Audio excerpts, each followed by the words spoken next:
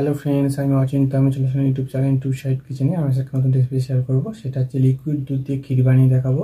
তো সেটা বানাতে কী উপকরণ লাগে আসুন দেখাই। তার একটা কথা বলে দিই, আমার চ্যানেলে ভিডিও ছাড়া আছে। আমাদের যদি ভালো লেগে থাকে অবশ্যই লাইক, কমেন্ট ও শেয়ার করবেন, বেশি বেশি করে শেয়ার করবেন।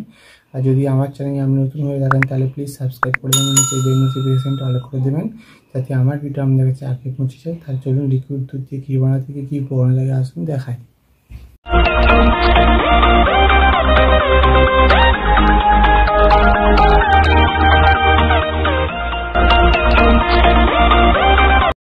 ধরুন তাহলে আমি ক্ষীর বানিয়ে দেখাবো।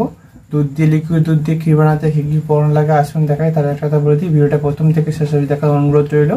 তার জন্য রেসিপিটা শুরু করি। কী কী উপকরণ লাগে আসুন দেখাই। এখানে আমি পরিমাণ মতো লিকুইড দুধ নিয়ে নিয়েছি, এখানে আমি চিনি নিয়েছি পরিমাণ মতো। তার জন্য রেসিপিটা শুরু করি। গ্যাস হলে কড়াটা বসিয়েছি, কড়াটা গরম হয়ে গেছে, এর মধ্যে দুধটা দিয়ে দেবো। দুধটা এবার জাল দিয়ে আমি আস্তে আস্তে ফুটিয়ে দুধটা একটু মেরে তারপরে চিনিটা দেবো। দুধটা একটা মরে গেছে, জাল দিয়ে দিচ্ছি। এবার আমি চিনিটা দিয়ে দেবো। এবার ভালো করে আমি জাল দিয়ে ফুটিয়ে মেরে নেব দুধটা। দেখুন আমার ক্ষীর রেসিপিটা রেডি হয়ে গেছে, এটা আমি এবার নামিয়ে নেব। দেখুন আমার দুধ দিয়ে ক্ষীর রেসিপিটা রেডি হয়ে গেছে। এই রেসিপি আমাদের ভালো লেগে থাকে অবশ্যই লাইক, কমেন্ট ও শেয়ার করবেন, বেশি বেশি করে শেয়ার করবেন। আর প্লিজ সাবস্ক্রাইব করে দেবেন, আমাদের পাশে থাকবেন। চলুন তো দেখা হচ্ছে নেক্সট ভিডিওতে। এরকম নিত্য নতুন ভিডিও পাওয়ার জন্য আমাদের চ্যানেলটাকে অবশ্যই সাবস্ক্রাইব করবেন এবং পুরো ভিডিওটা দেখবেন।